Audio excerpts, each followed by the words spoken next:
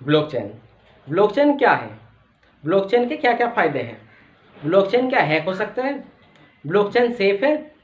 Blockchain कब शुरू हुआ? तो दोस्तों, मैं हूं उस्मान अंसारी, बिजनेस कोच में आपका एक बार फिर से स्वागत है।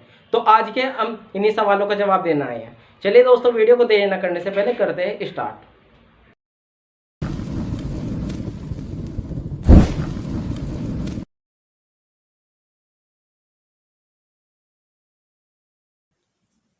ब्लॉकचेन। ब्लॉकचेन का जन्म कब हुआ?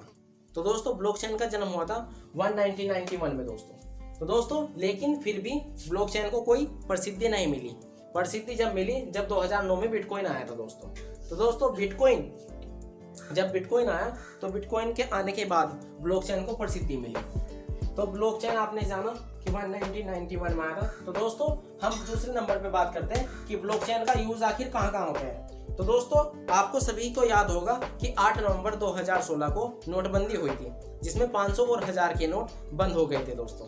तो दोस्तों, आपको भी अगर घंटों लाइन में लगना पड़ा, लेकिन अगर आप ब्लॉकचेन टेक्नोलॉजी का उस टाइम यूज करते तो आपको घंटों लाइन में लगने की कोई जरूरत नहीं थी। अगर जैसे कि आपने ब्लॉकचेन ले रखी होती, यानी कि कोई सी भी क्रिप्टो करेंसी ले रखी होती, तो आपको घंटों लाइन में लगने की कोई ज़रूरत नहीं होती, क्योंकि ब्लॉकचेन एक ट्रांसपेरेंसी सिस्टम है। तो दोस्तों, तीसरे नंबर की तरफ चलते हैं। तो तीसरा नंबर आता है कि एवरी ब्लॉक आइडेंटिटी। तो दोस्तों, एवरी ब्लॉक आइडेंटिटी का होता है कि हर ब्लॉक की एक अपनी आइडेंटिटी होती है दोस्तों। जैसे कि हमारे फिंगरप्रिंट सेम नहीं होते, ऐसे ही एक ब्लॉक दूसरे ब्लॉक से बिल्कुल मैच नहीं करता।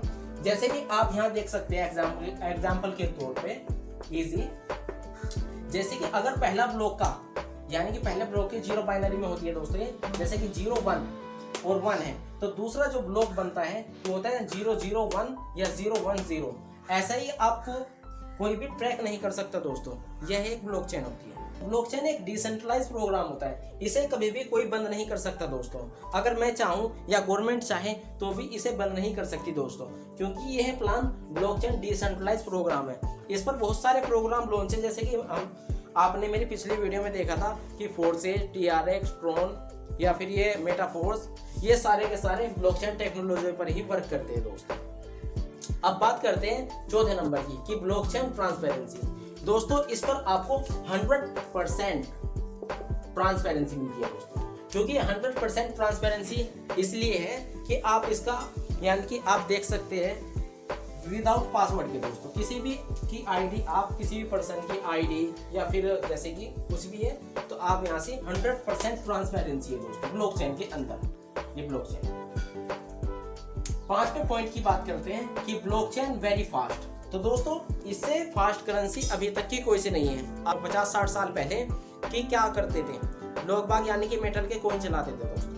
कि मेटल के कॉइन, यानी कि सोना चांदी के, जैसे कि मेटल के कॉइन होते थे। उसके बाद यानी कि सामान खरीदा और मेटल का कॉइन दिया तो हिसाब बराबर। फिर आया नोट, उसके बाद वो यानी कि कागज का बनता था।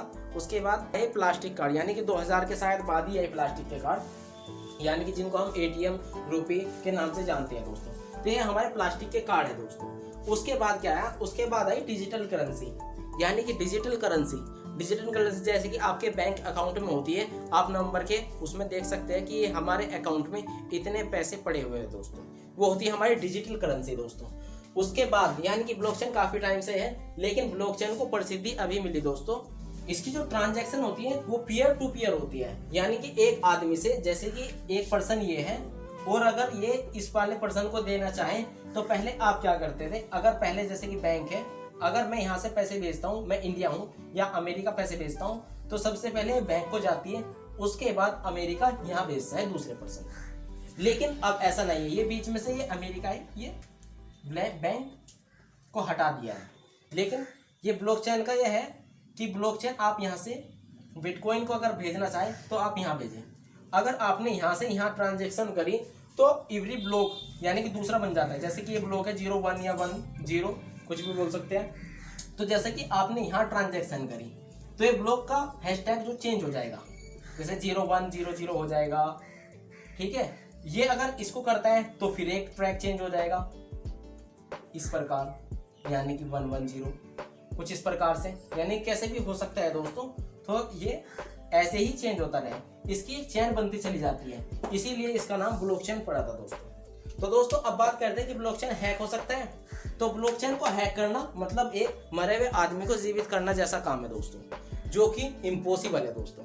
तो ब्लॉकचेन कभी हैक नहीं हो सकता, ब्लॉकचेन ना के बराबर हैक हो सकता है दोस्तों, इम्पॉसिबल है दोस्तों। तो दोस्तों हम अब बात करते हैं 7वें पॉइंट की, जो कि 2010 में एक पर्सन ने यानी कि एक आदमी ने, आसान भाषा में एक आदमी ने यानी कि 10,000